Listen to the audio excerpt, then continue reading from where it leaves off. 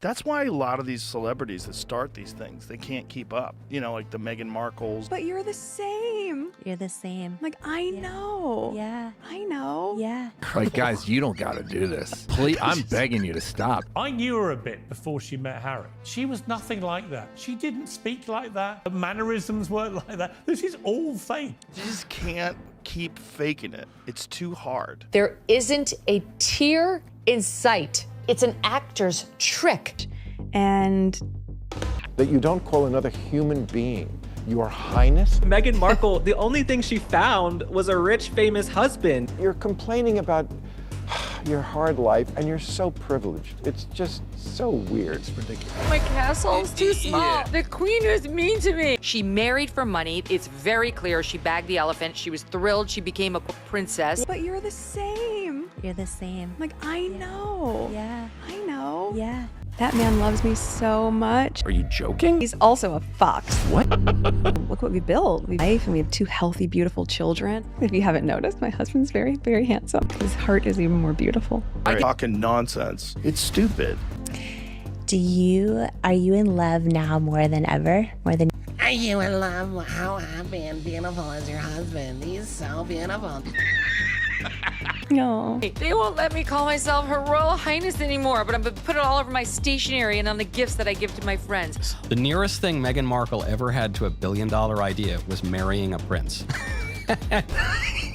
There's nothing I like about her. Well, she never stops whining. But to the world, it's just, what has she been doing? Does she work? As opposed to, oh my gosh, I work so hard. And I appreciate what hard work looks like. I like working hard. The beginning of that clip where she's like, oh my God, it's like, it's so inauthentic. The woman who destroyed her in-laws' family, whose own family doesn't like her, whose the in-laws obviously don't like her, the public doesn't like her. No. Meghan Markle, once hailed as the crown's bold disruptor, dabbing at invisible tears on a podcast, while her signature, Her Royal Highness, a title she no longer owns, flashes on screen beside a pricey gift basket. Zoom in here and it says, with the compliments of Her Royal Highness. But they want to go. Cue social media recoil, body language experts sharpening their scalpels, and even loyal fans side-eyeing her like a soap opera star who's forgotten her lines. When you were saying, like, do you want to just do like cozies and no makeup? I like the idea of like, okay, great, let's let them see us. Nobody talks like that and nobody acts like that, because that's weird behavior that we're seeing from both of these people if we're supposed to be thinking under the impression that they're being authentic. Tonight, we're diving headfirst into the Duchess of Drama paradox, the alleged fake sobs, the vanishing staff, the lawsuits simmering under that glossy lifestyle brand, and the rumors that refuse to die. Buckle up, because what began as a fairy tale exit has mutated into a public spectacle where every side glance, every rebrand, every woe is me headline is dissected for profit, and we're pulling back the velvet curtain. Make money off the royal family. Meghan's latest tearjerker cameo happened on the Jamie Kern-Lima podcast, a show marketed as raw authenticity with a sprinkle of billionaire-level inspiration. So why did you say yes to doing this show? Because it's you. I love that your eyes are sparkling right now. You know, Meghan, how are you today? Which, by the way, I just have to say. Yet viewers found themselves cringing harder than Meghan's Netflix cooking scene, where the carrots looked more terrified than roasted. What's the title of her show? Love Meghan. For what? To watch? Who wants to watch Meghan Markle bake a pie? Mid-episode, Meghan name-dropped her A-list friends like ingredients in a status soup, ostensibly to uplift the audience, but really inflating her own resume. Then, Oscar mixed violins, she choked up about the pressure she claims follows her everywhere. Oh my gosh, I work so hard. Internet sleuths zoomed in. No glistening tear tracked down her face, only a well-timed sniffle. Within hours, an old clip resurfaced of Meghan bragging she can cry on command. We're at Soho House, Toronto, which is basically TIG headquarters for me. I write my stories here, I take my meetings here, and it's kind of amazing because all over the world, if I'm traveling, Soho House can still be home base. Now make yourself cry. Oh, I do that so well. Oh my God, it's crazy. You're like, Meghan, 1 tear, left eye, go.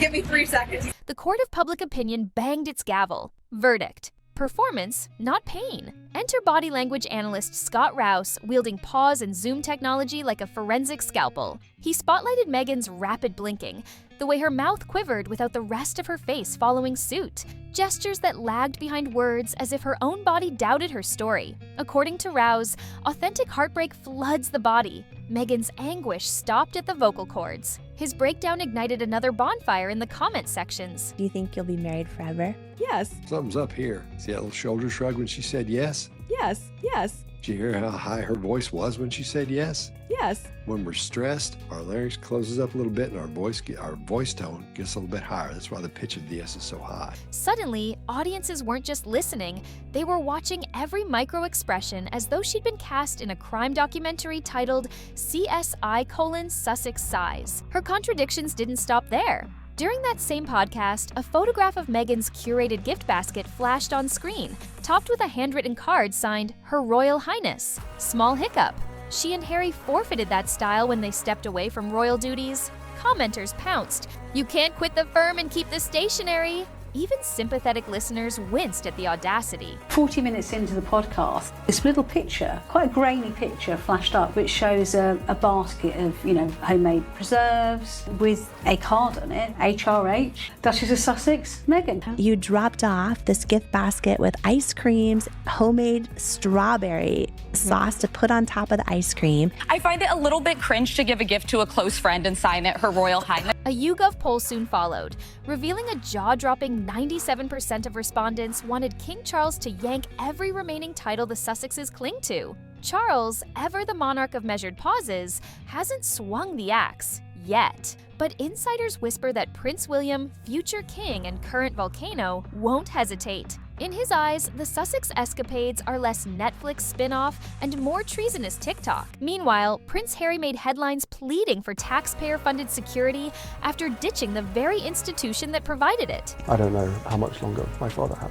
He won't speak to me because of this security stuff. I would love reconciliation with my family. I've always, there's no point in continuing to fight anymore. As I said, life is precious. If you are trying to reconcile with your family, if you are trying to make amends, you don't go on TV and blame them again. This is literally the last thing. Digging an even bigger hole for himself here. Well, I think he's dug so deep now, he'll strike water any day now. He lost in court, leaving critics to note the irony.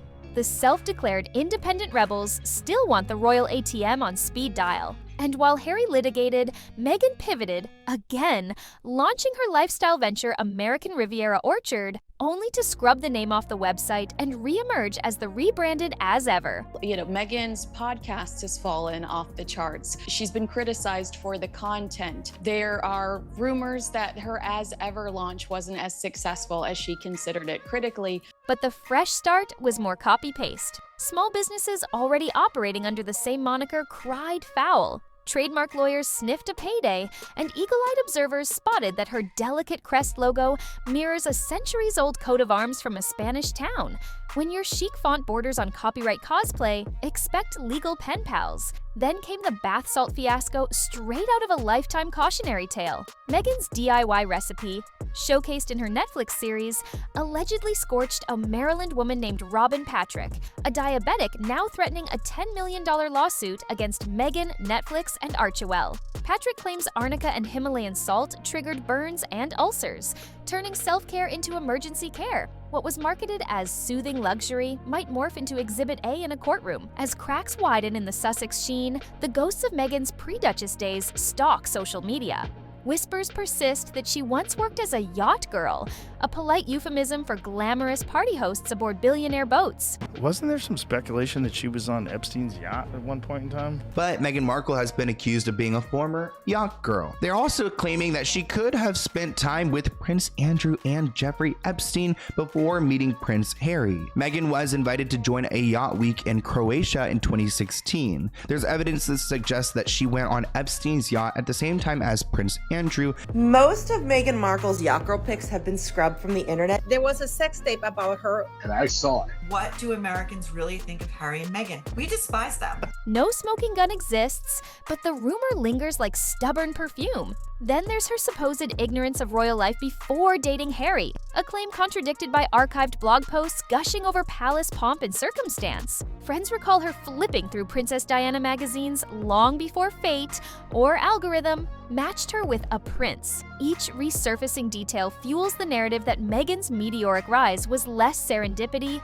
more chess match. All of this funnels into a sharper public perception. Meghan and Harry, once celebrated as boundary-breaking modernizers, now appear as grievance-grabbing influencers monetizing monarchy fallout. They insist they crave privacy, yet pen memoirs, record tell-all podcasts, and rubber-stamp Netflix docudramas in which every drone shot screams, "Look at us defying attention while centered in a frame of attention." Now, the king can end this feud, but not by shaking hands with this treacherous little weasel, but by stripping him and his wife of the royal titles that they love to use for commercial gain without doing any of the work. The Sussex brand paradox is as loud as it is lucrative.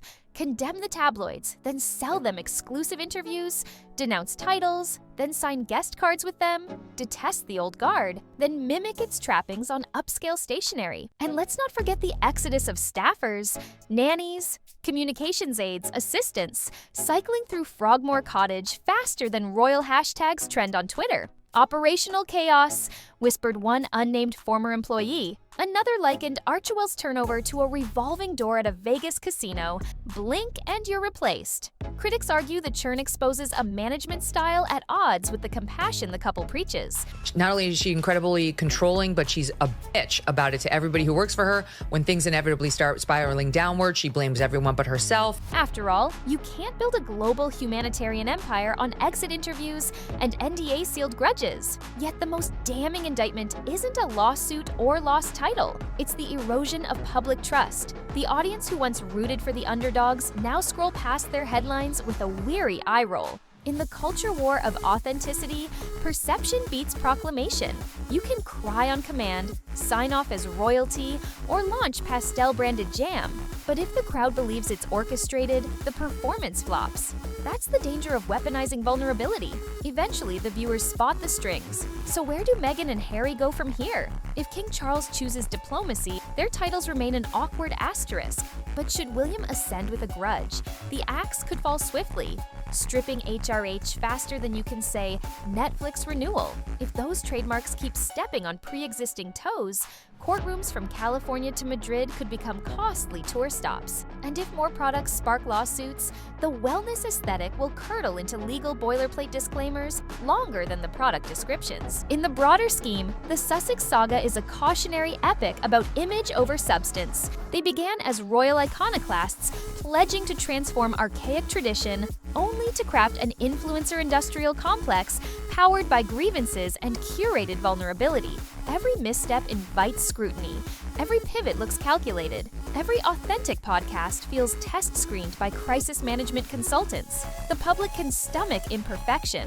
What it rejects is contradiction packaged as sincerity. By now, even neutral observers ask the simplest question: when do the Sussexes stop narrating and start living? Real tears leave evidence. Authentic reinvention doesn't require constant branding overhauls. You don't need a borrowed crest if you're carving your own. And if your truth is compelling, you won't have to sign an obsolete title to make it resonate. Until that reckoning arrives, we remain front row to the Meghan Markle melodrama, where every blink is a headline, every rebrand a plot twist, and every lawsuit an intermission snack. Will the Duchess of Drama morph into a genuine entrepreneur free from royal residue, or will the spotlight eventually dim, revealing not a phoenix reborn, but a carefully edited highlight reel? Stay tuned. The next act is already in pre-production, and if history repeats, the script will be heavy on catharsis, light on tears, and the audience will decide.